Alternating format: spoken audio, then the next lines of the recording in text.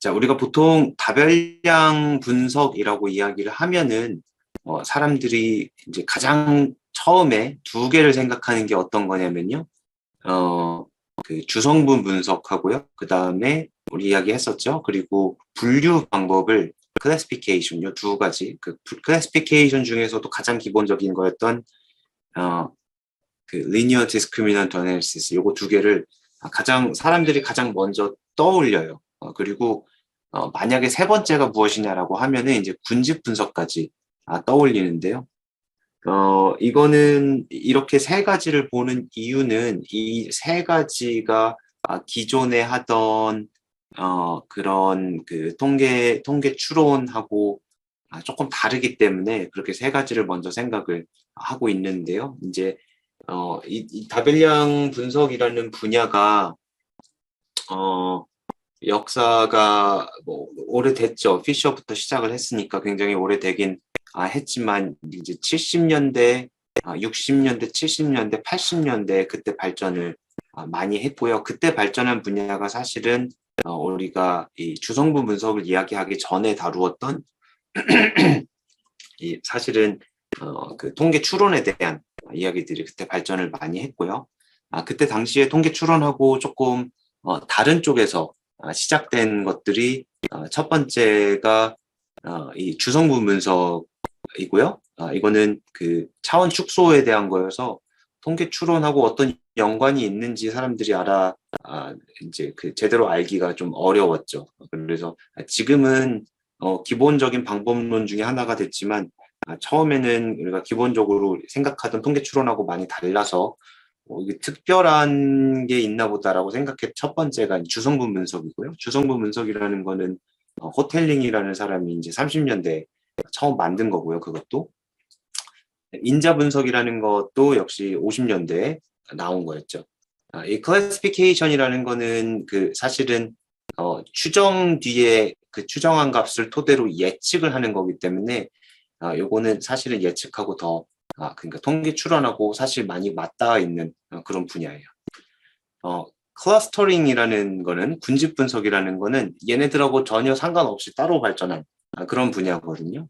클러스터링은 원래는 이 통계에서 시작된 게 아니고 시그널 프로세싱 하는 분들이 50년대에 이제 처음 생각한 건데 그게 이제 시그널 프로세싱 신호 처리라고 할 수 있는데요. 시그널 프로세싱을 하던 사람들이 지금도 많이 하는데요.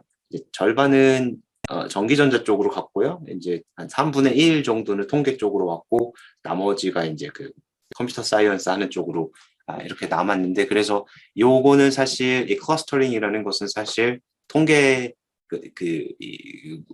옛날 전통적인 통계에서 출발한 건 아니고 이제 약간 공학적인 관점에서 출발을 했다 이렇게 말을 할 수가 있을 것 같아요. 내가 이 말을 미리 하는 이유는 오늘 볼 방법들이 지금까지 우리가 이야기했던 방법하고는 굉장히 다르게 우리 통계는 항상 모집단이 있고 표본이 있고 표본으로부터 모집단의 어떤 미지수를 추정을 하는 그게 가장 기본적인 구조잖아요. 오늘 이야기할 두 가지 방법론은 그런 고려가 하나도 없이 그냥 데이터만 보고 적당히 나눠보자 이런 관점에서 출발한 방법입니다. 무슨 이야기냐면요. 이 클러스터링을 이 클래시피케이션에 약간 상반되는 개념이라고 볼 수도 있을 것 같아요. 클러스터링이 뭔지를 좀 먼저 보면은요. 우리가 어떤 데이터가 있어요. 파퓰레이션 없고 그냥 데이터가 있고요. X1에서 XN까지 N개의 관측값이 있는 이런 데이터가 있을 때 각각의 관측값은 지금 멀티베리에이트 데이터라고 생각을 하는데요. 이 데이터를 보고 이 데이터를 그룹을 짓는 거예요. 그러니까 군집을 짓는다, 클러스터를 짓는다 같은 말이죠. 그룹을 짓는 그런 방법들을 통틀어서 우리가 클러스터링 또는 군집 분석 방법이라고 이렇게 합니다.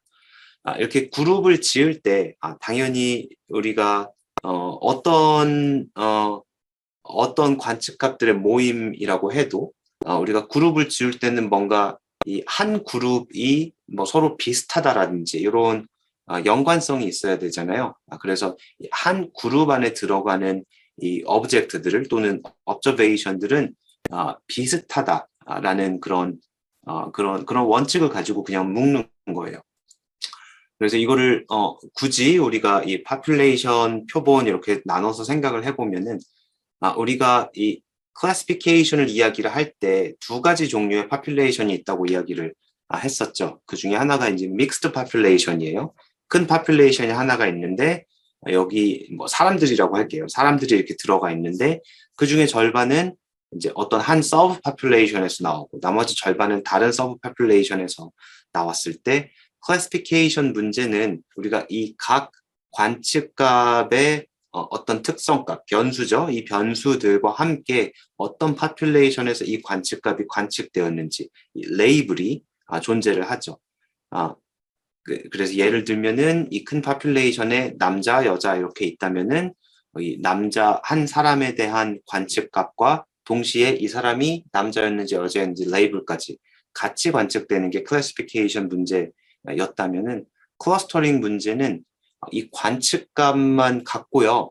이 레이블이 원래 있었는지 없었는지는 사실 신경을 안 쓰고요. 있었다고 해도 이 레이블은 관측하지 않는 그런 거죠. 그래서 여러분 기계학습 좋아할 것 같은데 기계학습의 그 관점에서 이야기를 하자면은 우리가 클래시피케이션을 대표적인 이 슈퍼바이스드 러닝이라고 이야기를 하고요. 슈퍼바이스드라는 거는 내가 이 분류를 했을 때 이 사람을 남자다라고 분류를 했을 때 맞는지 안 맞는지 이야기해줄 정답이 있는 레이블 Y가 있기 때문에 정답이 있는 그런 경우고요. 클러스터링은 우리가 이 그룹을 두 개로 나누었을 때 이 관측값만 보고 요만큼은 뭐 남자인지 여자인지 그런 레이블도 없어요. 그냥 그룹 1, 요만큼은 그룹 2 이렇게 나누었을 때 맞는지 틀리는지 이야기해줄 정답이 없어요. 그래서 그것을 unsupervised learning이라고 이렇게 부릅니다. 그래서 여러 가지 다른 이름이 있고요. 그래서 예를 들면은 여기 데이터 세그멘테이션, 데이터를 보고 데이터베이스에 우리가 한 줄에 한 관측값이 들어가잖아요. 이 관측값들을 세그멘테이션은 나눈다는 얘기거든요. 데이터를 나누는 방법. 또는 클래스, 우리가 이 클래시피케이션에는 클래스가 주어지죠, 레이블이.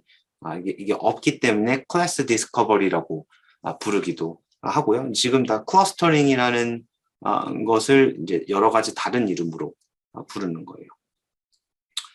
쓰임새가 실제로 굉장히 많이 있어가지고요. 많이 쓰이는 방법인데요.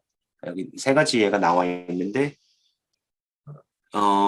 읽어보세요. 마케팅에서도 쓰이고 뭐 의사들이 메디컬 레코드만 가지고 이제 환자들을 이제 적당히 나누어서 이제 어떤 트리트먼트를 할 건지 이런 걸 결정할 때 쓰일 수도 있고요. 여기 막 넷플릭스 얘기가 나왔는데 요거는 사실 레커멘더 시스템이라고 클러스터링하고 조금 다른 그런 개념이긴 합니다. 예를 한번 들어볼게요. 우리가 내가 이야기할 예는 지금 이 그림에 나와 있는 요 자연 현상에 대한 건데요. 이건 간헐천이죠. 그 미국의 무슨 국립공원이었더라? 옐로우스톤인가? 거기에 가면은 간헐천이 이렇게 뿜어져 나온대요. 근데 이 간헐천이 한번 뿜어져 나오면은 몇십 초 동안 계속 물이 나오다가 휴지기가 있다가 그러니까 가만히 뿜어져 나오지 않는 기간이 있다가 다시 또 막 뿜어져 나오는 그런 것들을 이제 그 세퀀셜하게 관측한 그런 값이 있다고 해보겠습니다. 자, 그래서 굉장히 오래된 데이터고요. 이 Old Faithful 이 게이저라고 간헐천의 이름이에요. 여기서 이제 그 관측값이 107개가 있는데요. 첫 번째 관측값은 이 eruption이 이렇게 물 뿜어져 나오는 거죠. 이 물 뿜어져 나오는 게 몇 분인지 이게 몇십 초가 아니고 엄청 기네요. 이제 보니까 이게 지금 한 3분, 뭐 5분, 뭐 1분 이렇게 굉장히 긴 시간 동안 뿜어져 나오고요. 그렇게 뿜어져 나온 뒤에 얼마나 휴지기가 있었는지 1시간을 더 기다려야 된다. 뭐 이런 게 있는데요. 이런 데이터에서 우리가 이 간헐천에서 이 물이 뿜어져 나오는 패턴을 이 스캐터 플랫만 보고 2개나 3개 그룹으로 나누고 싶어요.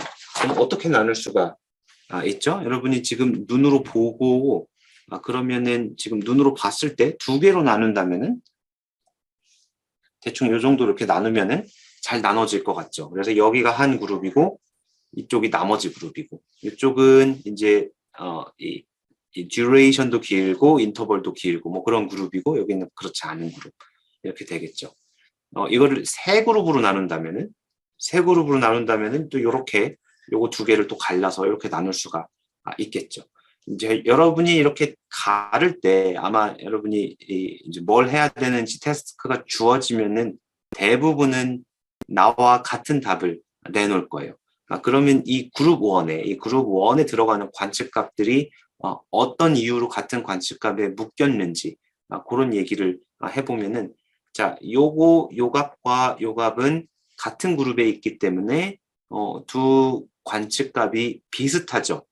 비슷하다는 얘기는 여기서도 이 듀레이션이 길고 이 기다리는 시간도 길고 반대로 우리가 여기에 있는 이 관측값과 다른 그룹에 있는 이 관측값을 비교를 해보면은 이 두 관측값은 서로 비슷하지 않죠.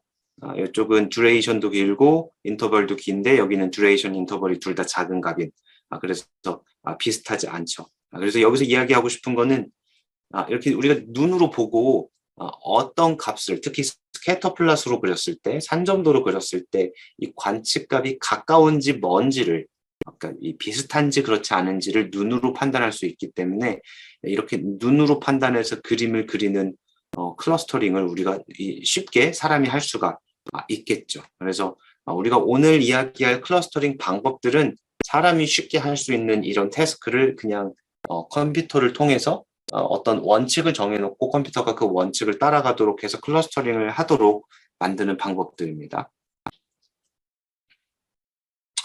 네, 그래서 색칠을 해보면은 이제 세 가지의 뭔가 이렇게 딱 디스팅트한 그 클러스터가 있는 것처럼 이렇게 보이죠. 사람 눈으로 보는 게 이제 그 정확할 수가 있어요. 그래서 사실은 이 데이터를 조금 다르게 보도록 할게요. 여러분이 보았을 수도 있을 것 같은데요. 지금 X축, Y축에 아까 이 길이가 달랐어요. 아까 이 한 눈금자가 아까는 이제 X축은 이제 1분에서 5분 정도였고요. 이 Y축은 이제 몇십 분 단위였죠. 네, 그래서 이 시간, 둘 다 시간이니까, 이 분이니까 이 축을 스케일해서 X축, Y축이 같은 스케일이 되도록 이렇게 맞춰놓고 이렇게 볼게요. 그럼 지금 여기 색칠이 바로 전에 우리가 클러스터링 했던 바로 그것과 같은데요. 자, 여기에서 여러분이 눈으로 클러스터링을 하라 그러면 어떻게 될까요? 그러면은 나 같으면은 요렇게 하나를 묶고 요렇게 하나를 묶을 것 같아요. 중간에 이제 우연인지 모르겠지만 이렇게 떨어지는 게 있기 때문에. 자, 그래서 이 사람이 눈으로 클러스터링을 할 때도 우리가 이 가깝고 먼 것, 요것의 기준을 어떻게 두느냐에 따라서 어떤 산점도를 보고 눈으로 클러스터링을 하느냐에 따라서 답이 달라질 수가 있겠죠. 그래서 이런 경우에는 우리가 아까 눈으로 세 그룹으로 나눴던 게 별로 좋지 않아요. 요 값도 여기 파란색으로 돼 있었던 값들이 사실은 별로 붙어 있지 않은 그런 경우였죠. 다시 이쪽으로 돌아와 볼게요. 자, 여기 보시면은 자, 얘네들은 자기들끼리 있는 것 같은데 사실은 이 거리는 굉장히 멀고요. 이 거리는 사실은 굉장히 짧은 거였어요. 그렇기 때문에 여기서 보는 것처럼 이 중에 두 개는 여기 위에 딱 붙어 있는 걸로 보이고요. 밑에 세 개, 파란색 세 개는 밑에 붙어 있는 걸로 보일 수가 있겠죠. 그래서 이게 눈으로 클러스터링을 할 때에도 지금 첫 번째는 눈으로 사람 눈으로 대충 이렇게 클러스터링 하는 게 상당히 좋은 방법이고요. 사실은 이렇게 2차원 데이터 같은 경우는. 두 번째는 이제 눈으로 볼 때 얼마나 멀고 가까운지에 대한 기준에 따라서 클러스터링이 달라질 수 있다. 이 두 가지만 기억하고 넘어가도록 하겠습니다. 자, 요거는 이제 눈으로 클러스터링 하기가 어려운 경우예요. 이거는 mRNA 익스프레션의 프로파일이라고 하는 건데요.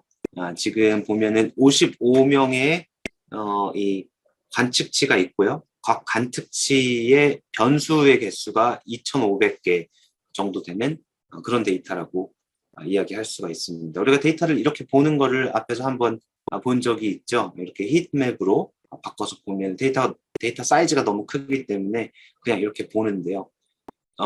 여기에 지금 이 55명, 56명의 이 사람들이, 이 데이터를 제공한 사람들이 전부 다 폐암이 있었다고 해요. 근데 이 폐암에 이 데이터만 보고 이 폐암에 어떤 서브 타입이 있지 않을까?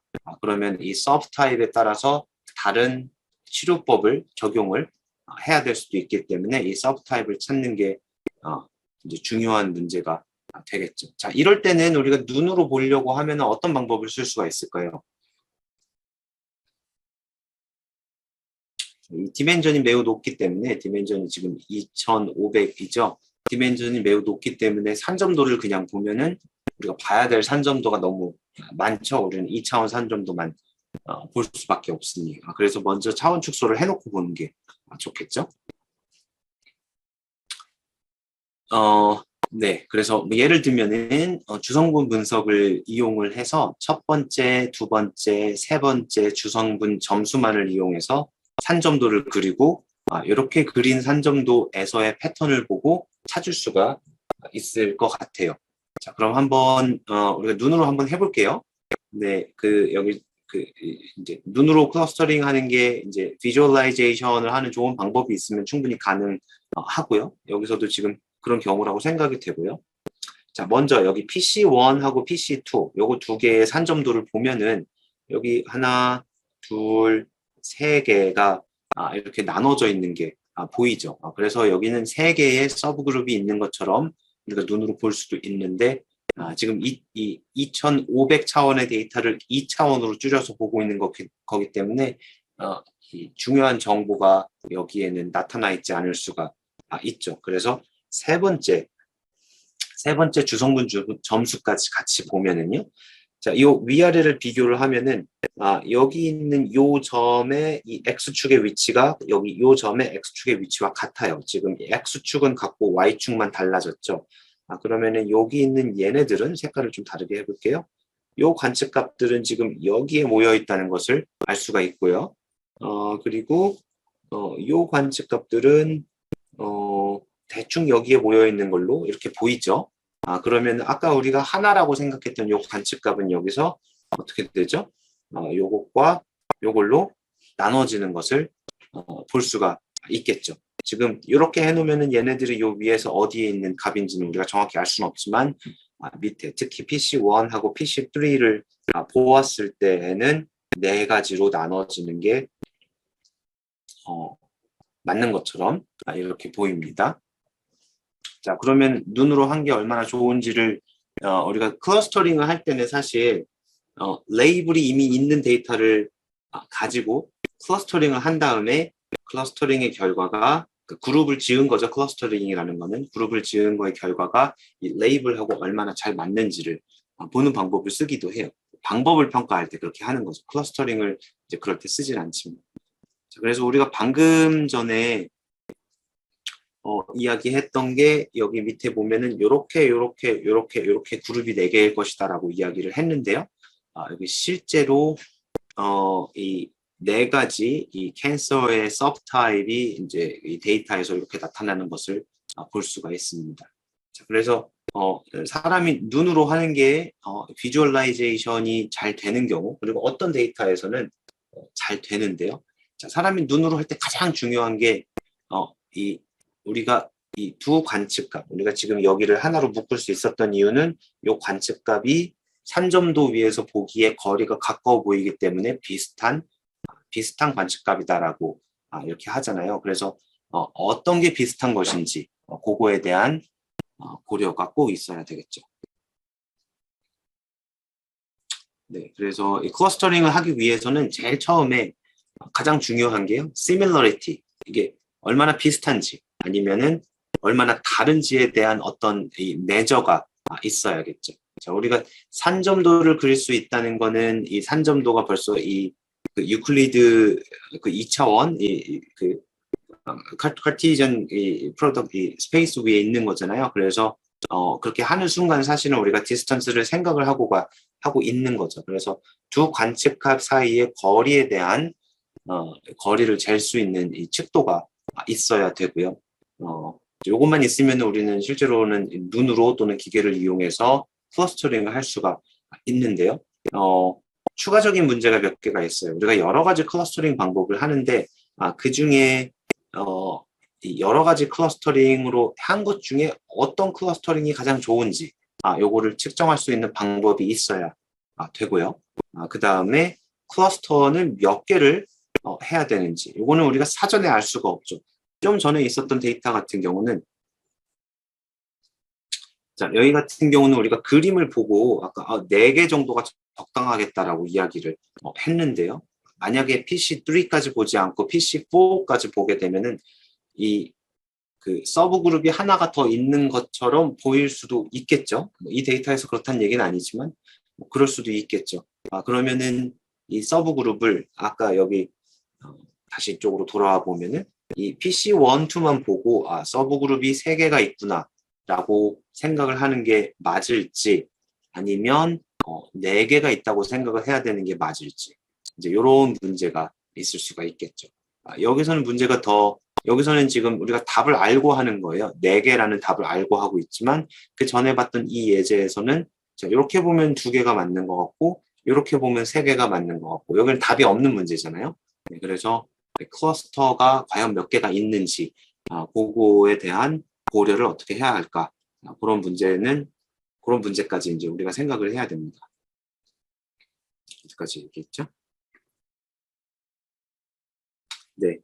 이 밑에 있는 그림은 왜 넣어놨냐면요. 이런 얘기를 하고 싶어서 넣어놨어요. 요게 전부 다 사과예요. 사과의 다른 품종이죠. 그럼 이런 사과들을 전부 다 던져놓고 이 사과들을 여러분이 이 클러스터링을 한다고 해볼게요. 우리는 뭐 분류라고 이야기를 해도 되죠. 사실 한국말로 하면은 분류를 하는데 여러분은 어떤 기준으로 나누겠어요? 이거를 2개로 나눈다면 어떤 사람은 큰 사과 그리고 작은 사과 이런 기준으로 나누겠다 이렇게 하는 사람이 있고요. 어떤 사람은 이제 색깔을 보고 빨간 사과와 초록 사과로 나누겠다 이렇게 하는 사람이 있겠죠. 그래서 여기서 지금 강조하려고 하는 거는 similarity나 dissimilarity가 어떻게 정의되느냐에 따라서 클러스터링의 결과는 굉장히 달라질 수가 있다 이런 얘기를 좀 하려고 합니다. 자, 그래서 자, 기본적으로 클러스터링은 눈으로 할 수 있는데요. 우리가 이거를 그 자동적으로 하고 싶어서 이제 만든 게 요 2가지예요. 1, 2, 3. 1번은 이제 약간 인트로 같은 개념이고요. 여기 K-means 클러스터링이라는 게 굉장히 오래됐죠? 60년대에 나왔네? 50년대에 나왔나? 굉장히 오래됐고요. 이거는 그 기원이 언젠지 내가 알 수가 없는데 hierarchical clustering이라는 거는 이제 계층적 클러스터링이라는 이렇게 생각을 할 수가 있는데요. 아무것도 아니에요. 정말로 그냥 알고리즘이에요. 얘네들은 2번, 3번 요것들은 전부 다 그냥 알고리즘입니다.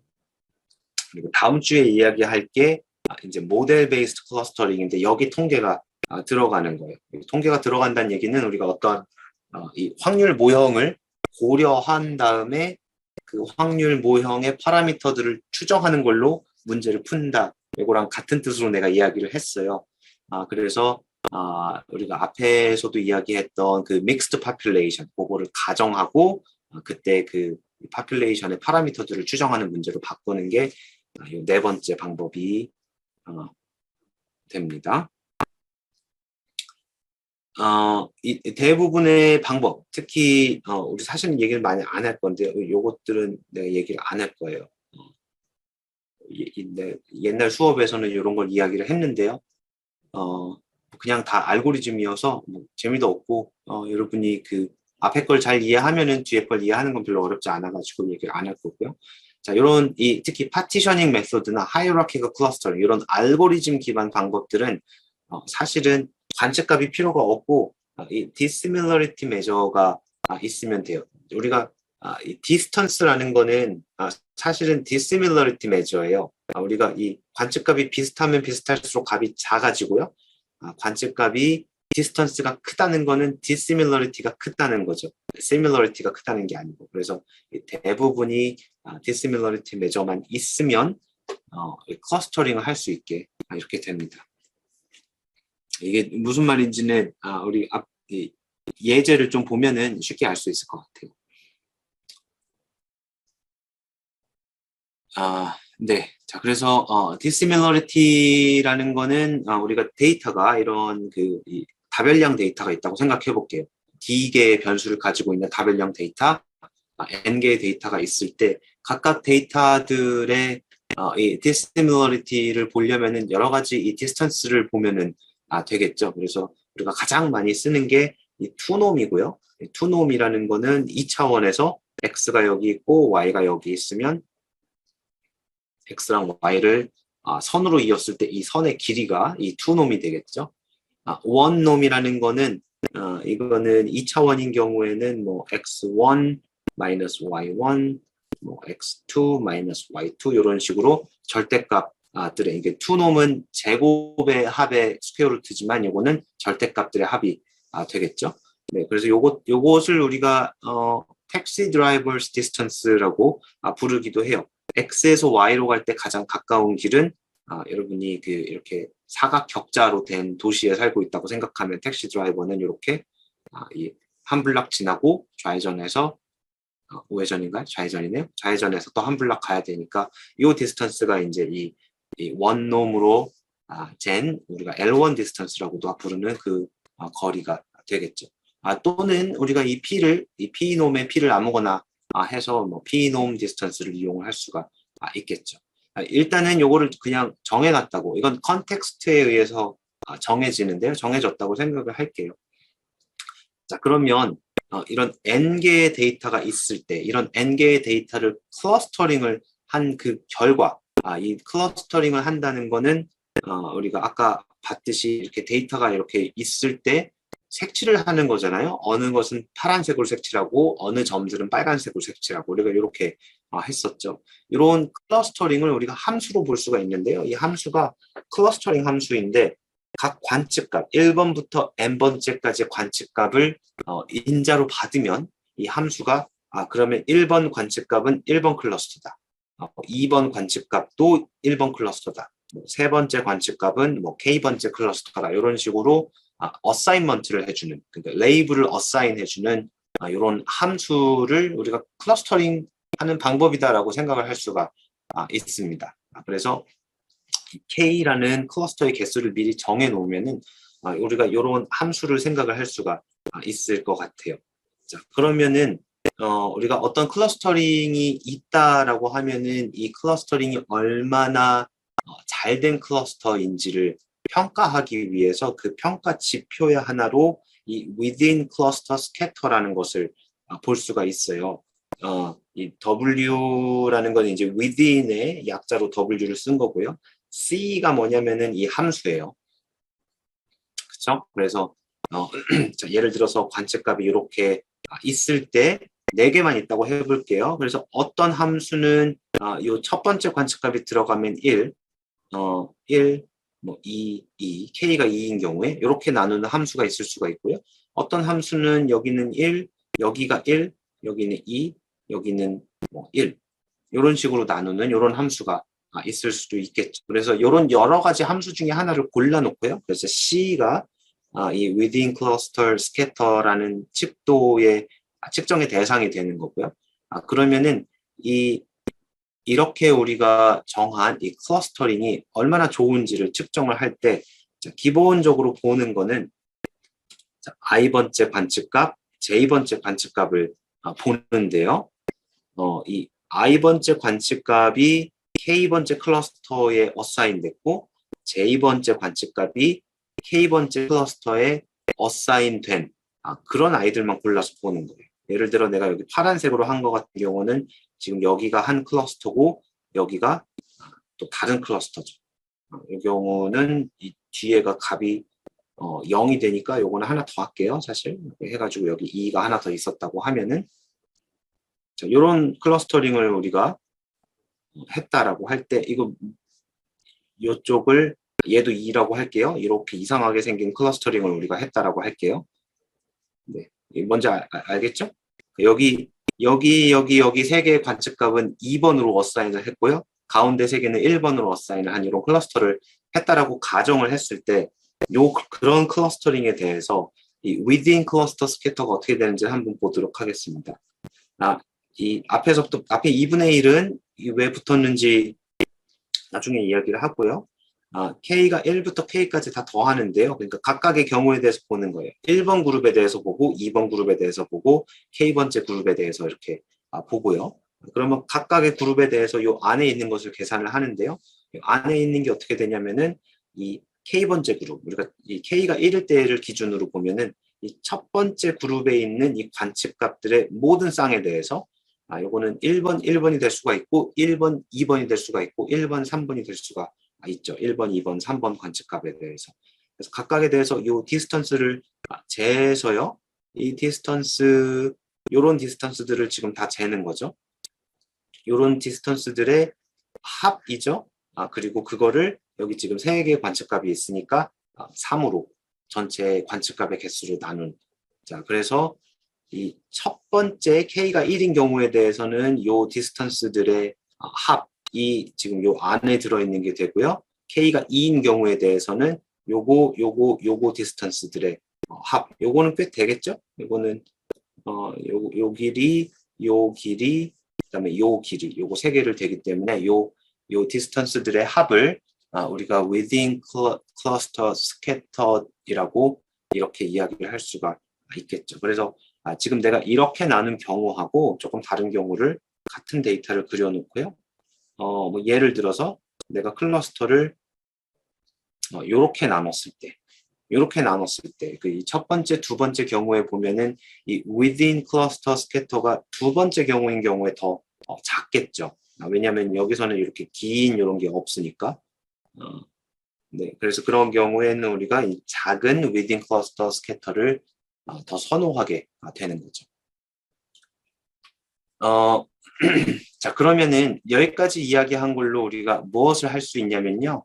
데이터가 있고, 그 다음에 어떤 dissimilarity를 이용하겠다라는 걸 여러분이 정했고, 몇 개의 클러스터를 만들겠다라는 걸 정했으면은 가능한 모든 클러스터링 중에서 이것도 한 예가 되고, 이것도 한 예가 되고요. 가능한 모든 클러스터링은 이제 n개의 관측값을 k개의 바구니에 넣는 그 가지수와 같죠. 여러분 확률 시간에 이런 거 많이 했을 것 같은데 이제 그렇게 많은 여러 가지 가능한 클러스터링 중에서 이 within cluster scatter가 가장 작은 클러스터링을 찾으면은 그게 이제 그 어떤 원칙에 의한 기계가 해줄 수 있는 클러스터링이 되겠죠. 그게 이 컴비네토리얼 알고리즘으로 이 클러스터링을 찾는다는 게 그런 의미가 되고요. 자, 그래서 이렇게 하려면은 이 W라는 within cluster scatter를 모든 가능한 클러스터링 어사인먼트에 대해서 다 테스트를 해보고요. 그 중에 가장 작은 값을 주는 클러스터링을 고르면은 되겠죠. 근데 이렇게 여기 나와 있는 all possible assignments of n points to k cluster 라는 게 개수가 엄청나게 많아요. 그래서 이 개수가요 대략 요 정도가 되거든요. 잠깐만요. 이거 오타인데요. n이 아니고 k가 들어가야 돼요. 네, 큰 k가 들어가야 돼요. 아무튼 요거의 개수가 지금 요거고요. 이제 요 정도 크기가 됩니다. 그러면 k 팩토리얼도 크지만 k의 n이 훨씬 크기 때문에 k의 n승이 엄청나게 커서 요게 작을 때에는 그러니까 우리가 예를 들어서 3개의 관측값을 2개의 클러스터로 나눈다. 가질 수가 몇 개 없겠죠. 한 3개 정도 될 것 같아요. 그런데 뭐 10개 여기 지금 나와 있는 걸로 볼게요. 25개의 관측값을 4개의 클러스터로 나눈다. 이것도 간단해 보이지만 사실은 가능한 이 클러스터링의 종류가 10의 13승보다 더 커요.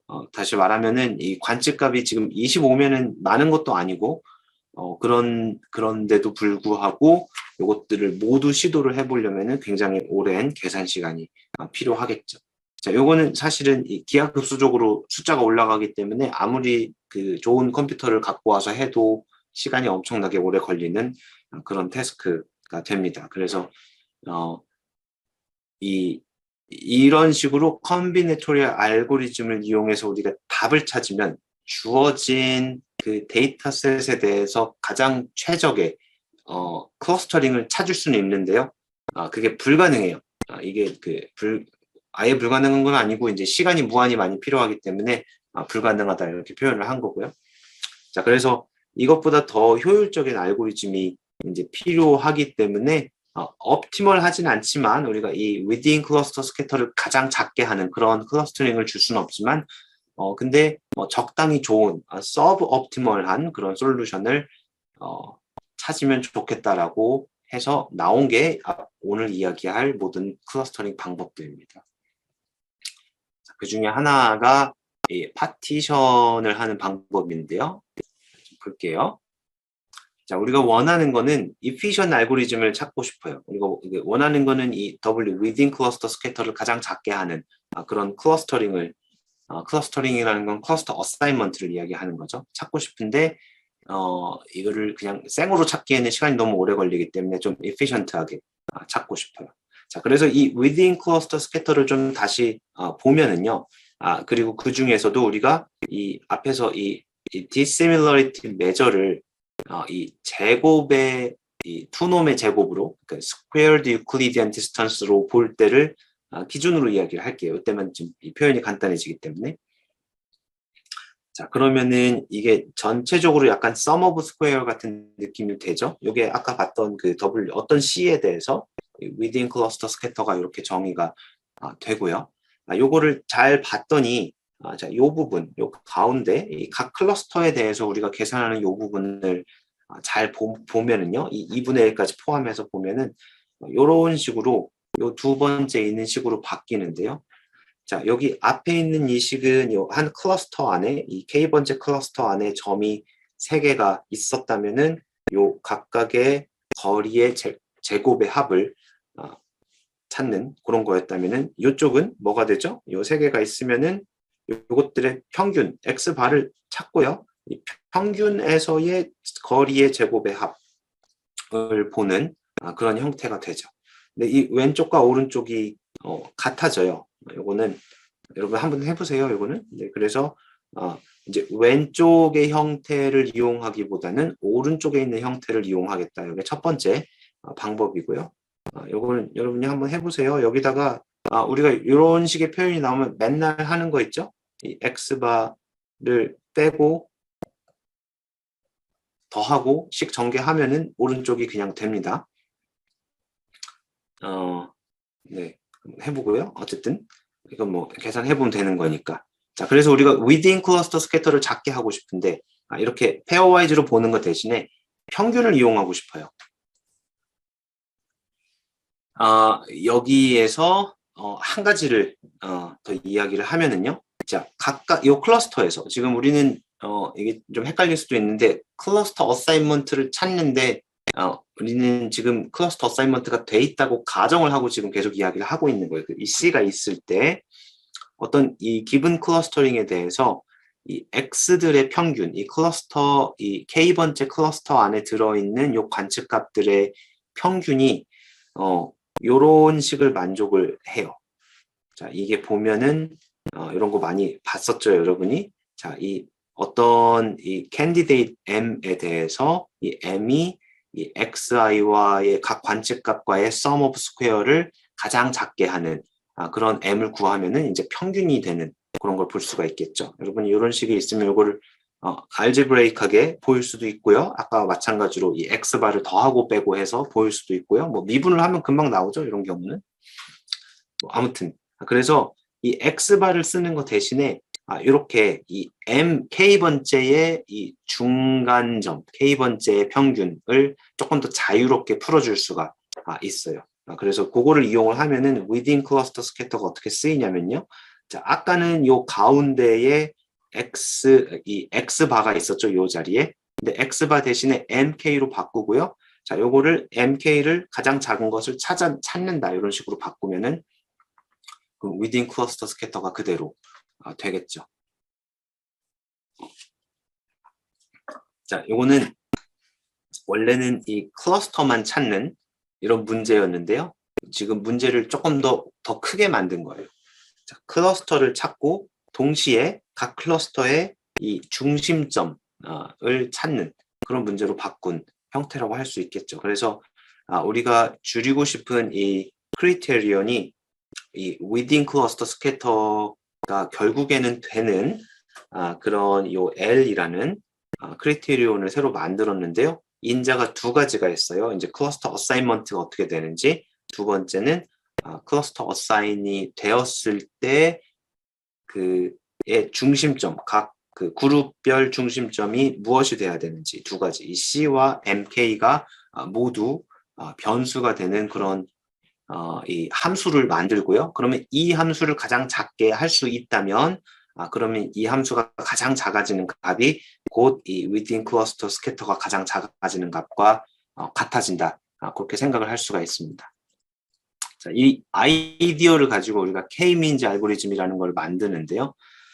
잘 보면은 자, 우리가 이 C만 줄이는 건 어렵기 때문에 이 M을 같이 줄여요. 이 문제를 더 확장했는데 놀라운 일이 발생을 했는데요. 이거는 이제 알고리드믹하게 이제 반복을 하는데요. 처음에 시작을요, 이 클러스터 센터가 되는 요 M1부터 MK를 이제 개수를 해서 그냥 주는 거예요. 랜덤하게 던져줘도 되고요. 이니셜 개수로 이제 랜덤하게 던져준다고 생각을 하면은 될 것 같아요. 자, 그러면은 이 M이 있으면, 자, 예를 들어서 관측값이 이렇게 있는데요. 관측값이 이렇게 있고 우리가 요 M을 던져줬어요. 예를 들어 얘가 M1이고요. 요 위치가 뭐 여기가 M2라고 할게요. 그냥 랜덤하게 두 점을 딱 던져줬어요. 자, 그럼 우리가 이제 이 클러스터 어사인먼트를 하는데요. 우리가 줄여야 되는 게 이 L이라는 함수예요. 이 L이라는 함수가 M이 고정돼 있으면은 이 XI의 클러스터 어사인먼트가 어디가 될지만 결정을 해주면 되죠. 자, 근데 이 XI가 이 MK랑 이 거리가 이제 작으면 작을수록 요 L이라는 함수가 작아지기 때문에 이 각 XI에 대해서 이 MK 중에 가장 가까운 게 어디 있는지 보고 그쪽으로 분류를 하면은 되겠죠. 그게 여기 나와 있는 그 내용이에요. 그래서 이 클러스터 센터의 이 XI에서 각각의 XI에 대해서 클러스터 센터에서 가장 가까운 MK를 찾고요. 그러면은 이 K번째 그룹을 우리가 어사인을 하는 거죠. 자, 예를 들어서 이 첫 번째 관측값 같은 경우는 M1이 M2보다 훨씬 가깝죠. 그래서 얘는 이쪽으로 분류, 얘는 이쪽으로, 얘는 이쪽으로, 얘는 이쪽으로, 얘는 이쪽으로, 얘네들도 다 얘네들은 이제 두 번째로 이런 식으로 이제 클러스터 어사인을 할 수가 있겠죠. 가까운 쪽으로. 그러면 이 클러스터링 어사인을 하는 게 굉장히 복잡한 문제였는데 그냥 가까운 쪽으로 그냥 이 레이블을 지정을 하는 그런 매우 간단한 문제가 되죠. 두 번째로 하는 거는 이제 이 M1을 우리가 아까 그 이니셜 개수 랜덤하게 줬잖아요. 그래서 이거를 이제 잊어버립니다. 두 번째 단계에서는 이거를 잊어버려요. 원래 있었는데 까먹는 거예요. 그리고 나서 새로운 평균을 구해야죠. 그럼 이 5개의 관측값의 평균은 여기가 이제 새로운 M1이 되는 거고요. 여기서 이 5개 관측값의 평균이 여기서 새로운 M2가 되는 이런 구조가 되는 거죠. 자, 그러면 M1, M2가 새로 생겼으니까 또 클러스터 어사인먼트를 하고요. 어사인먼트를 하면 M1, M2가 또 옮겨가겠죠. 그럼 옮겨간 M1, M2에 대해서 또 클러스터 어사인먼트를 또 하고 이거를 반복을 하는 게 K-means 알고리즘이라는 게 되는 거죠.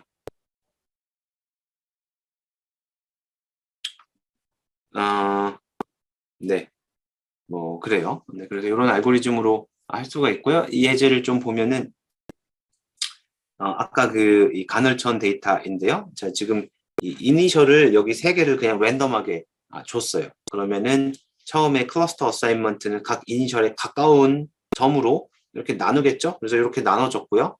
그 다음에 요것들의 평균, 얘네들의 평균, 얘네들의 평균을 구해서 이니셜 이쪽으로 옮겨갔어요. 그리고 또 다시 이제 여기서 가장 가까운 쪽으로 다시 클러스터 어사이먼트를 이런 식으로 할 수가 있겠죠. 그래서 요거를 반복을 해서 더 이상 바뀌지 않을 때까지 하는 것이 이제 K-민즈 K-민즈 알고리즘 이고요. 이니셜이 다르면은 다른 결과가 나올 수가 있어요. 자, 우리가 예를 들어서 이니셜을 요거 세 개를 줬다면은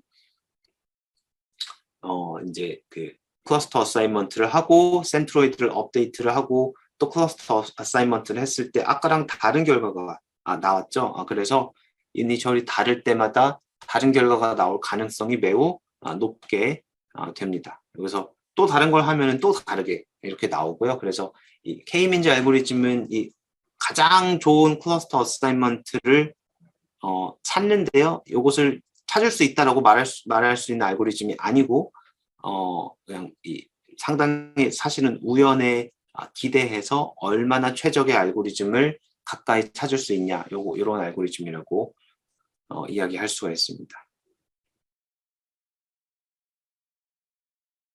네. 이터레이션을 반복할 때마다 이 objective 펑션은 계속 작아져요. 그리고 이 objective 펑션의 값은 항상 수렴을 하기 때문에 어떤 랜덤 개수에서 시작하든지 결국은 이 알고리즘은 상당히 단시간에 끝나고요. 근데 이니셜 밸류를 다르게 주면은 다른 값이 나오고요. 그래서 어떻게 하냐면요. 이 K-민즈 알고리즘을 여러 번 돌립니다. 여러 개의 랜덤 이니셜 밸류를 주고 여러 개 돌린 다음에 그러면은 파이널 솔루션이 여러 개가 나오겠죠. 그럼 각각에 대해서 이 within cluster scatter를 계산한 다음에 가장 작은 within cluster scatter를 주는 이 솔루션을 우리가 이 클러스터링의 답이다라고 파이널 솔루션이라고 줄 수가 있겠죠. 이게 매우 간단하고 사실은 히어리스틱인데요. 가장 많이 쓰는 그런 방법이기도 합니다.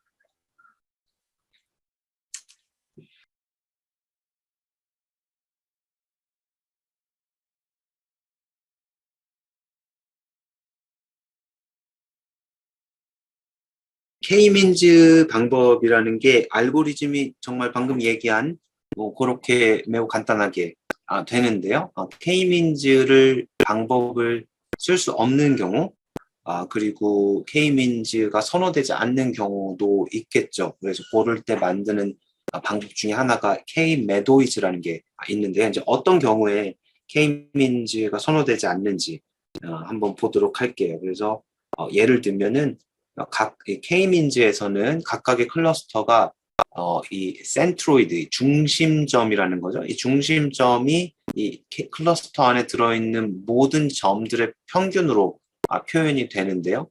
우리가 봤던 이 이그젬플에서는 평균이 사실 좋은 그런 이 그룹의 대표라고 할 수가 있겠죠. 그런데 이제 그렇지 않은 경우가 K-민즈를 사용할 수 없거나 선호되지 않는 경우가 되는데요. 뭐 예를 들면은 각각의 클러스터가 이제 데이터 중에 한 값으로 대표되기를 바라는 경우에 그러면은 우리가 평균을 낸 값, 이 가상의 데이터보다는 이 값 중에 하나를 쓰는 게 더 좋을 수가 있고요. 또 다른 경우는 사실 데이터가 정확히 있지 않고요. 이 pairwise dissimilarity만 있는 경우, 이런 경우에는 실제 데이터에 값이 있는 게 아니고 이 두 값 사이에 거리만 있는 경우이기 때문에 K-민즈는 이제 평균을 구하는 과정에 들어가야 돼서 K-민즈를 사용할 수가 없게 될 수가 있겠죠. 그래서 여기서도 마찬가지로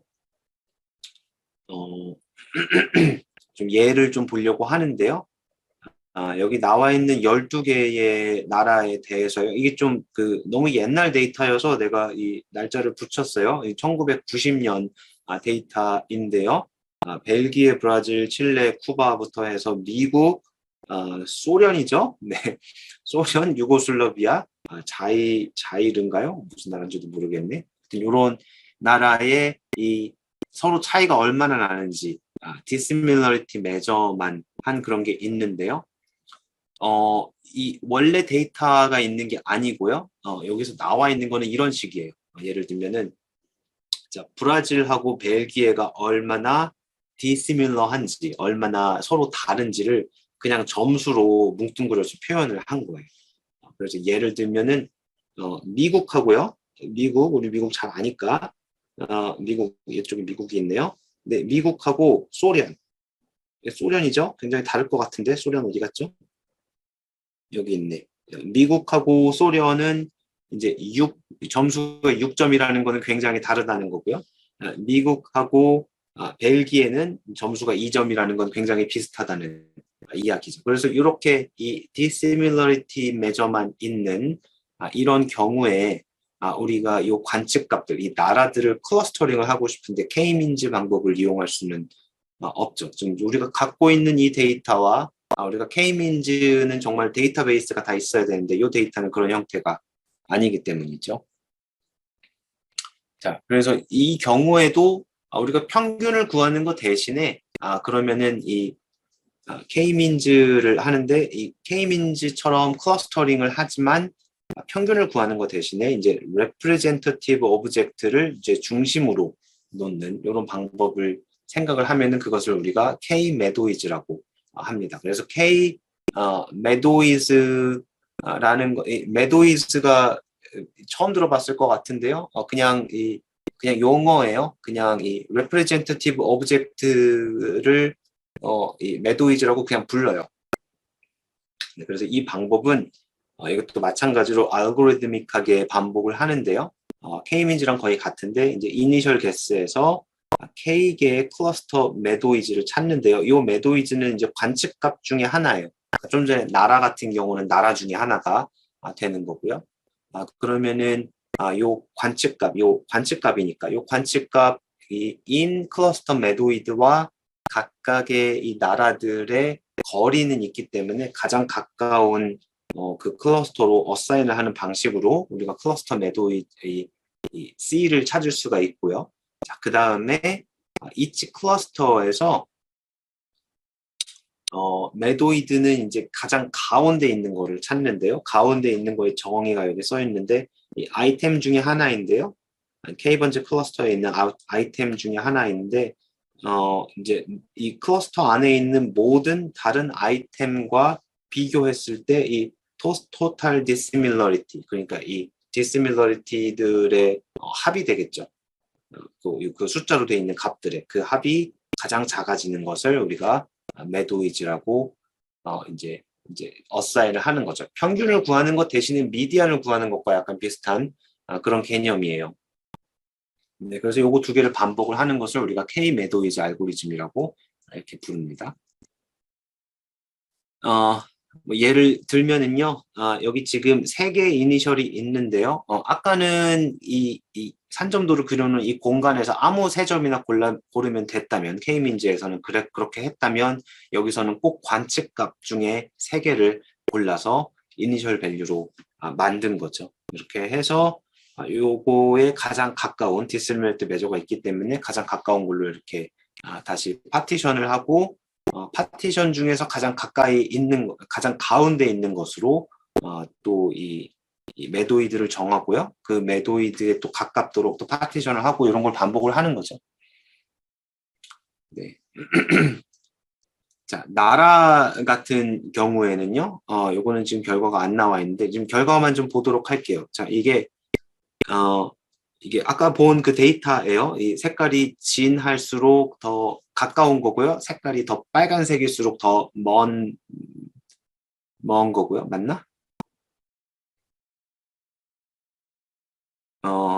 그런 것 같네요. 색깔이 아니죠. 색깔이 진할수록 더 가까이 있는 어떻게 되는 거야 이게?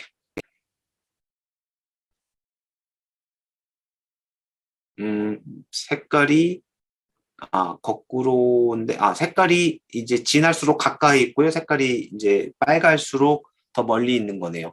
자, 요것만 보고 우리가 이 클러스터링을 세 개로 클러스터링을 할 때 K-민즈로는 불가능하지만 이 K-메도이즈로는 가능한 그런 게 되고요. 그래서 이쪽에 이제 그 공산권 국가 그리고 이 서구 국가 너무 옛날인데 그리고 제3국가 이집트는 약간 이쪽으로 갔어야 되는데 지금 여기 중간에 있는 이런 모양새인데 이런 식으로 나눌 수가 있고요. 그래서 왼쪽에 있는 게 그런 게 되고, 자, 오른쪽에 있는 거는 사실은 내가 예전에 다른 학교에서 수업할 때는 요 멀티 디멘저널 스케일링이라는 걸 강의를 해서 넣었는데 지금은 사실은 안 하는데요. 이제 이렇게 이 데이터가 없는 경우에 우리가 데이터가 있었던 것처럼 이렇게 만드는 방법이 있어요. 그것을 이제 멀티 디멘저널 스케일링이라고 하는데 약간 PCA랑 비슷한 그런 방법인데 데이터 없이 하는 그런 방법이 있습니다. 그래서 그림을 그릴 수 있게 해주는 그런, 지금은 그림을 그냥 보이기 위해서 이렇게 그냥 추가를 해놨어요. 그래서 K-매도이즈로 클러스터링을 하면은 이런 그림이 나오는 건 아니고요. 각 나라에 대해서 요게 그룹 1, 요것들이 그룹 2, 요것들이 그룹 3. 그래서 그룹 레이블은 뭐 순서가 바뀌어도 상관이 없죠. 이렇게 세 개로 나누는 이런 방법이 가능하다. 요 얘기를 하려고 이 그림을 그렸습니다. 네, 간단하게 요 두 가지만 이 파티션을 이용한 방법은 그래서 K-means, K-medois 그 다음에 partitioning around medois라는 방법도 있었어요. 그거는 K-medois랑 거의 같은 방법이고요. 거기다가 뭐 fuzzy가 들어가는 그런 것도 있는데 randomness를 조금 추가해서 뭐 하는 방법들 다 비슷비슷한 방법들이에요. 다 알고리즘이에요. 이게 통계랑 무슨 상관이 있는지 사실 지금도 잘 모르겠어요. 그냥 통계 방법 중에 하나로 우리가 전통적으로 다별량에서 다루었기 때문에 다루지만 통계 방법하고는 많이 결이 다르죠. 자, 그거와 마찬가지로 알고리즘적으로 또 클러스터링을 하는 방법이 이 계층적인 클러스터링, hierarchical clustering이라는 건데요. 이름은 어렵지만 이거는 더 간단한 방법이에요. 비교를 좀 해보면요. 이 K-means나 K-medois 같은 이 파티션을 기반으로 한 방법들은 이 K개라는 이 K개 클러스터를 미리 정해놓고 그 클러스터 어사인을 어떻게 하면 가장 within 클러스터 스캐터가 작아질지를 이제 approximate 하는 그런 과정이었는데 알고리즘믹하게 하다 보니까 이 initial value, initial cluster center가 어떻게 정해졌는지에 따라서 결과가 달라질 수가 있어요. 그리고 우리가 이 K-means에서 K를 3으로 고정을 해놓고 알고리즘을 돌릴 때마다 결과가 다르게 나오듯이 우리가 2-means, 그러니까 이 클러스터 2개로 나눌 때, 그 다음에 3-means는 이제 클러스터 3개로 나눌 때죠. 그럼 그렇게 해서 나눈 클러스터들 간에 이 2개의 클러스터, 그 다음에 3개의 클러스터들 간에 아무 관계가 없어요. 그냥 각자 알고리즘적으로 돌아서 어떤 결과에 도달한 것 뿐이어서. 네, 그래서 이 hierarchical clustering이라는 거는 사실 더 간단한데 장점이 조금 더 있는 그런 방법이에요. 그래서 이 hierarchical clustering은 이제 initial value에 depend 하지 않고요. 이제 요 알고리즘을 이용을 하면 항상 이 하나의 솔루션이 나오고요. 그다음에 이 클러스터링 어사인먼트를 이 알고리즘을 한번 이용을 하면은 하나의 클러스터를 할 건지부터 2개, 3개에서 n개의 클러스터, 이건 클러스터링 안 하겠다는 거죠. 이 1번하고 n번은. 네, 이 관측값이 n개인데 n개의 클러스터로 나누는 방법은 하나밖에 없어요. 관측값 하나가 하나의 클러스터.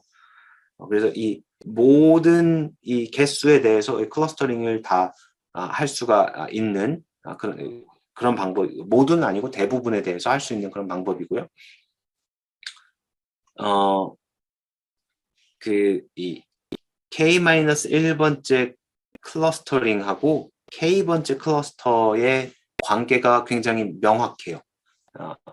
왜 그런지는 계층적이기 때문에 그런 건데 이제 그림을 보고 이야기를 하면은 알 수가 있어요. 그래서 두 가지 방식으로 하는데요. 밑에서 올라가는 방법, 이제 탑 다운 위에서 내려오는 방법인데요. 그림이 다음 장에 그림이 나오나? 그림을 좀 그려볼게요. 우리가 관측값이 예를 들어서 이렇게 5개가 있다고 하면은 요거를 전부 다 하나의 클러스터로 묶는다고 생각을 해볼게요. 그럼 얘네들이 전부 다 하나의 클러스터가 되는 거죠. 근데 중간에 얘를 2개로 나눴어요. 예를 들어 그냥 이렇게 해볼게요. 이렇게.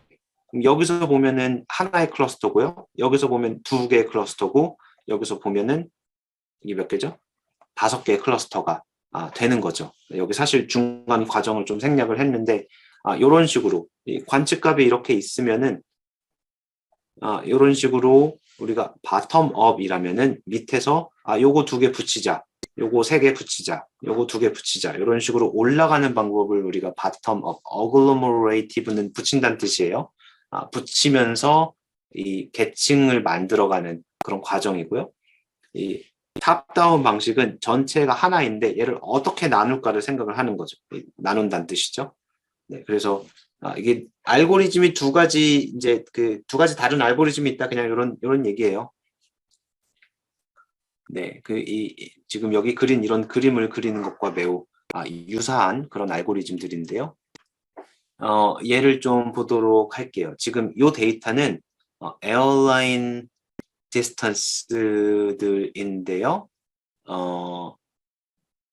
이게 뭐냐면은 지금 이 지구를 좀 플래튼해서 이 뭐죠? 모스크바가 러시아의 한국말로 뭐라 그러지? 하여튼 이 모스크바가 있고요. 그 다음에 여기 유럽이 있고, 여기 미국, 캐나다, 여기 아시아, 홍콩이 여기 있네요. 이렇게 멀리 떨어져 있지? 아무튼 네, 이렇게 그 지구를 플래튼 했을 때 요거를 클러스터링 하는 거를 우리가 이 하이어라키컬인데 바텀 업으로 올라가는 걸 생각을 해볼게요. 그럼 가장 밑에서는 각각이 하나의 클러스터예요. 각각의 도시가. 그죠? 근데 이 중에 하나를 이제 그 올라가면서 가장 가까이 있는 것처럼 붙이는 거예요. 자, 얘네 둘이 제일 가까우니까 먼저 붙여요. 요거 2개가 먼저 붙었죠. 그럼 여기서는 클러스터가 지금 7개인데 이거 2개 붙였으니까 클러스터가 6개가 되죠. 자, 그 다음엔 뭐를 하냐면 또 가까이 있는 걸 또 붙입니다. 얘네 둘이 가깝네요. 여기 붙었죠. 클러스터가 5개가 됐어요. 그럼 나머지는 클러스터 하나씩이고 여기 2개가 클러스터 하나, 여기 2개가 클러스터 하나. 그런 식으로 또 붙여요. 그 다음에는 홍콩하고 도쿄가 붙겠죠. 여기서 이제 4번째 여기가 붙었고요. 나머지는 가만히 있고. 자, 그 다음에 또 붙이면은 이제 런던, 프랑크푸르트랑 모스크바, 네, 모스크바였네요.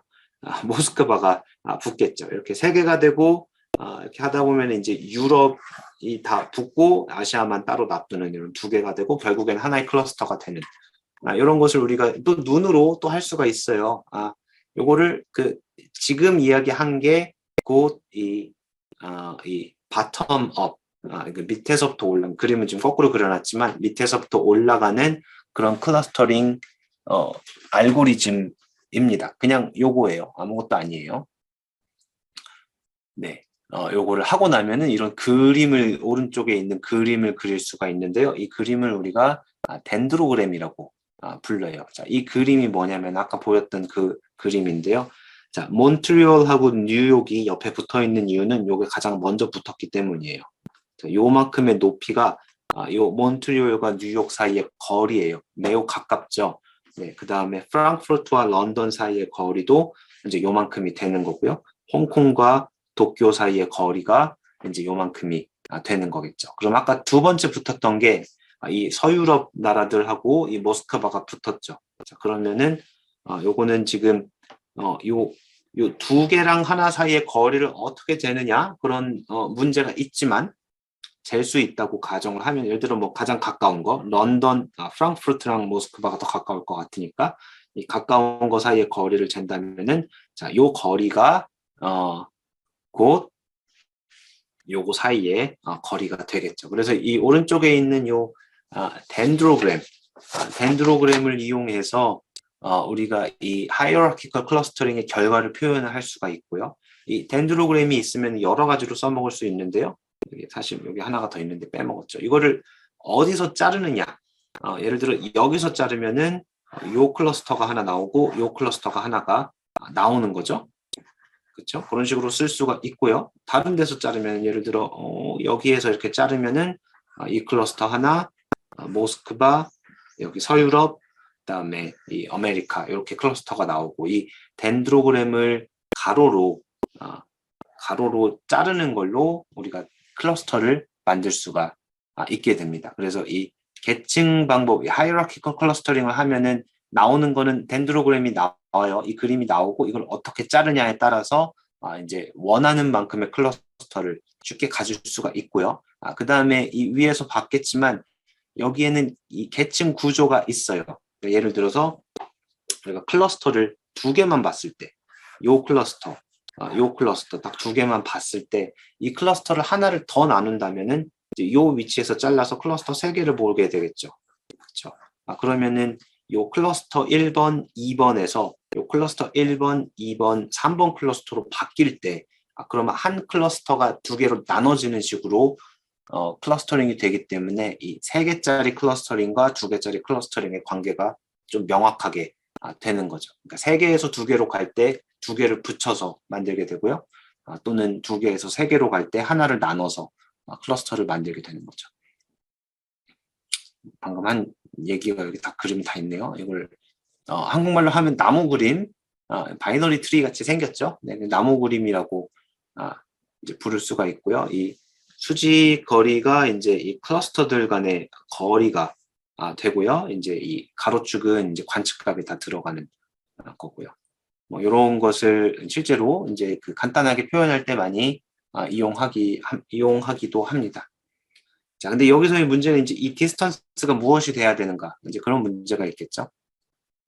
그거에 대해서는 좀 보면은, 자, 우리가 관측값이 두 개가 있으면은 기본적으로 이 관측값 두 개의 이 디스턴스가 무엇이냐는 사실 컨텍스트가 정해주는 거예요. 아까 같이 도시 같은 경우는 이제 실제로 우리가 비행기 타고 날아가는 거리가 그 거리가 되겠죠.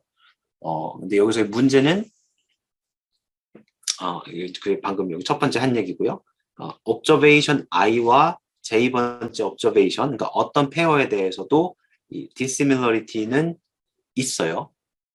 근데 우리가 이렇게 클러스터와 클러스터 사이의 거리를 잴 때 잴 수 있는 방법이 한 가지가 아니고 여러 개가 있을 수가 있어요.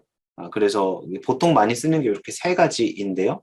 첫 번째는 single linkage라는 거고요. 자, 요거는 잘 보면은 이 dissimilarity 중에 가장 작은 것을 찾는 거예요. 그래서 이 첫 번째 그룹에 있는 관측값, 두 번째 그룹에 있는 관측값의 쌍 중에서 가장 가까운 것. 그래서 가장 가까운 이웃의 이 연결되는 그 거리를 보겠다. 이렇게 하는 거예요. 그래서 예를 들어 1, 2, 4, 6이 여기 있고 3, 5가 여기 있어서 이렇게 있으면은 가장 이 싱글 링키지는 가장 눈으로 보기에 가장 가까워 보이는 6번, 3번 사이의 거리가 싱글 링키지가 되고요.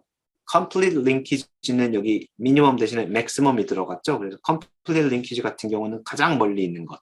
요거 사이의 거리가 요 컴플리트 링키지가 되는 거고요. average는 여기에 지금 여기에 4개, 여기에 2개 관측값들의 이 모든 그 디스턴스들 요거 8개가 나오네요. 요것들 디스턴스들의 평균을 구하는 게 되겠죠. 별거 아니죠. 네, 이렇게 해서 요 중에 하나를 골라주면은 그러면 클러스터링을 이 덴드로그램을 그릴 수가 있게 되죠. 그래서 아까 이 덴드로그램에서 요게 이거는 지금 두 개와 하나 사이의 거리인데 이 정의가 어떻게 되느냐를 요 셋 중에 하나로 정해주면은 됩니다. 이건 알고리즘이니까요. 그냥 정해주고 하면 되는 거예요. 방금 한 이야기고요. 그래서 이 알고리즘의 인풋은 dissimilarity measure들이고요. 그러니까 관측값이 n개가 있으면은 이 n by n 매트릭스로 표현할 수 있는 dissimilarity들 이고요. 그 다음에 링키지, 어떤 링키지를 쓸 건지를 정해주면 되는 거죠. 그러면은 이 클러스터 G하고 H가 가장 작을 때, 이건 바텀업이에요. 요 두 개 사이의 디스턴스, 이제 클러스터가 여러 개가 있으니까 그 중에서 이 디스턴스가 가장 작은 것부터 이제 합쳐 나가고요. 그러면 G하고 H가 합쳐졌으면 새로운 클러스터가 생긴 거죠. 그러면은 이렇게 새로운 클러스터를 가지고 1번을 또 반복을 하다 보면은 클러스터가 언젠가는 딱 하나가 되겠죠. 거기서 멈추면 되는 매우 간단한 그런 알고리즘이죠.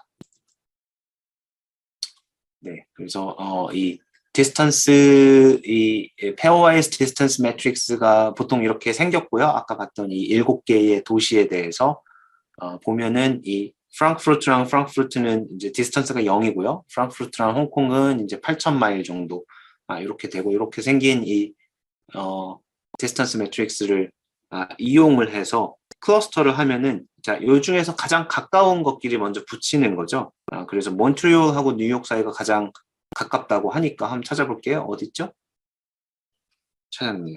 여기 몬트리올하고 뉴욕이 여기 이 중에선 가장 가까우니까 몬트리올하고 뉴욕을 붙이고요.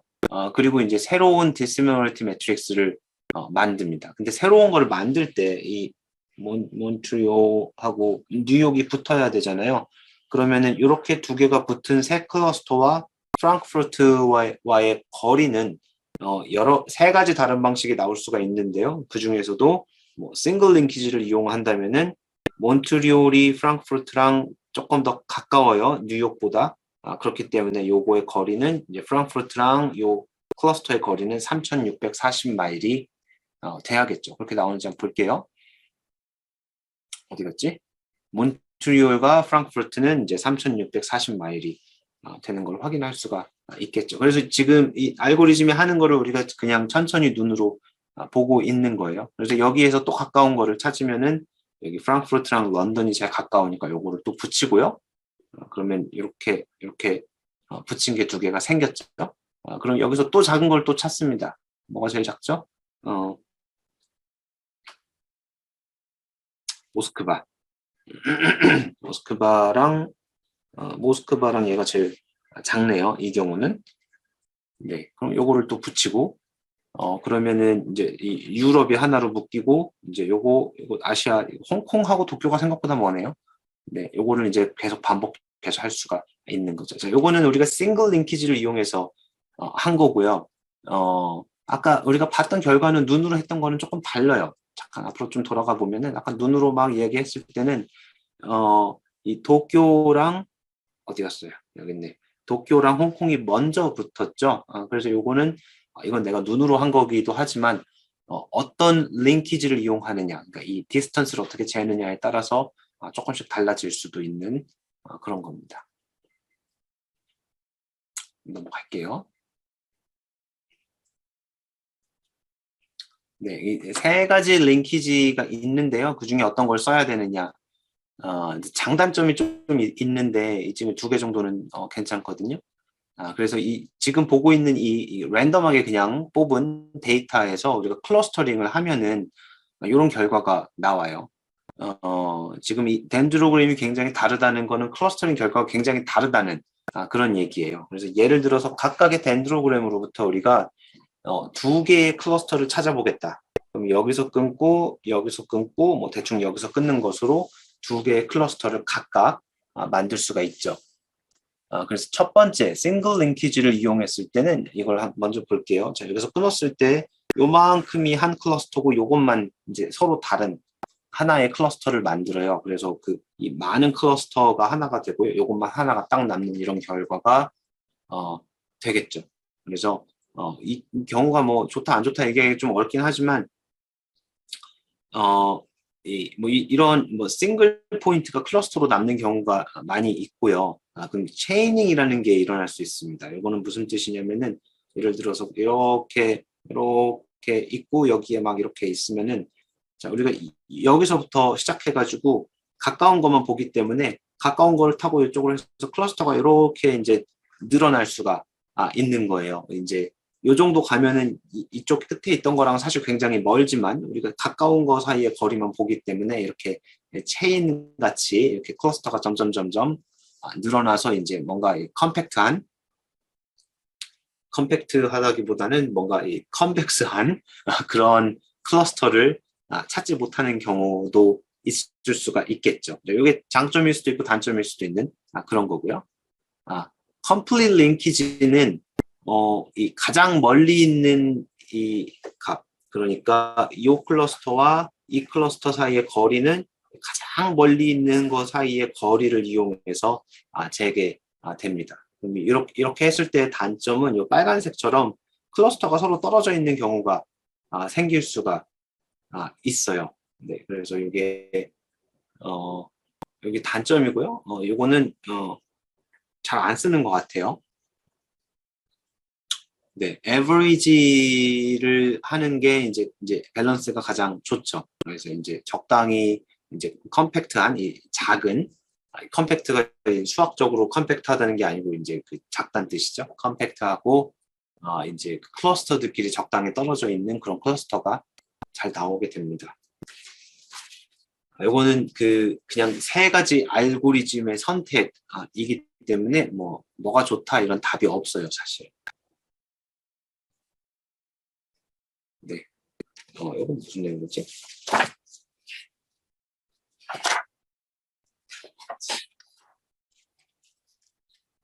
네.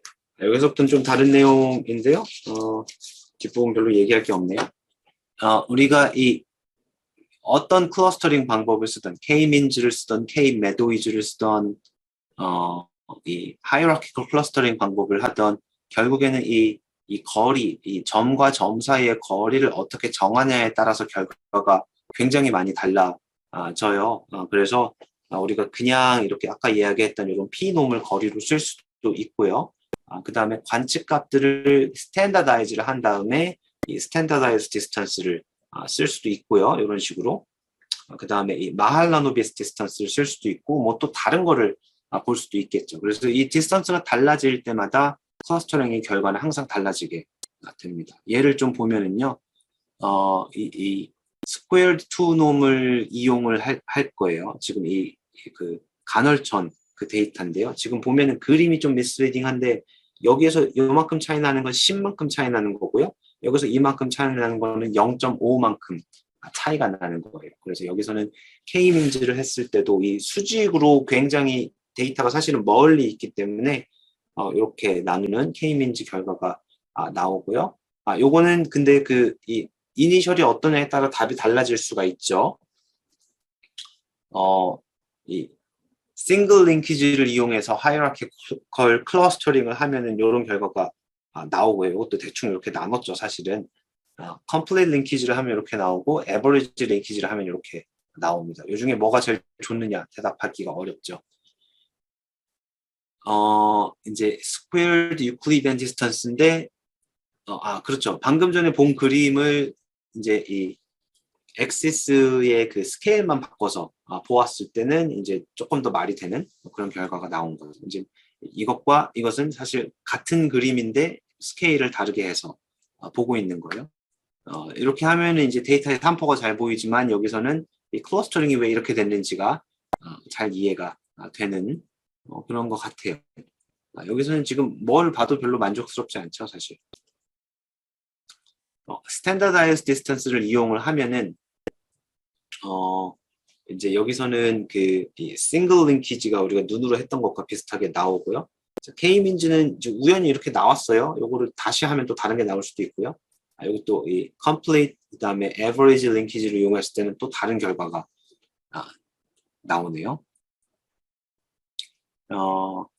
자, 그래서 이 standardized distance를 이용을 하면은 뭐 거의 같은 그런 결과가 나오고요. 마할라노비스 디스턴스를 이용하면 또 이상한 결과가 또 나와요. 그래서 여기서 하고 싶은 얘기는 이건 뭐죠? 스피어드 베리어블. 이건 마할라노비스 디스턴스를 이용한 게 그 부형 변환을 한 것과 같죠. 그래서 부형 변환을 하고 나면은 데이터가 이렇게 생겼기 때문에 이 클러스터링을 할 때는 정답이 별로 없어요. 그래서 지금 여러 가지 결과를 보여주는 이유는 어떤 클러스터링을 하더라도 특히 이 데이터 같은 경우는 사실은 클러스터가 명확하지 않기 때문에 서로 다른 답이 나올 수밖에 없고요. 그래서 보통 많이 쓰는 게 K-민즈를 가장 기본적으로 많이 쓰고 이제 K-민즈가 이 이니셜 밸류에 따라서 결과가 랜덤하게 사실 나오는 경향이 있기 때문에 그게 싫다면은 이 하이어라키컬의 에버리지 방법을 쓰는 게 이제 두 번째 선택지가 되겠습니다. 이거보다 더 좋은 방법, 이 K-민즈를 제일 많이 써요. 일단은 그거는 확실히 이야기를 할 수가 있고요. 지금 요거는 잘 안 되는 경우인데 잘 되는 경우, 잘 되는 데이터 같은 경우는 K-민즈가 쉽고 빠르고 대략 정확하게 나오기 때문에 가장 많이 쓰고요. 요것보다 더 좋은 방법이 이제 이 확률 모형을 조금 가정을 하고 우리가 믹스처 모형이라고 생각을 하고 이제 추정을 하는 방법이 조금 더 좋은 방법이 되겠죠. 그래서 이 가우시안 믹스처에 대한 이야기, 그 다음에 그때 추정은 어떻게 하는지, EM이라고 써 있는 것도 처음 봤을 것 같은데요.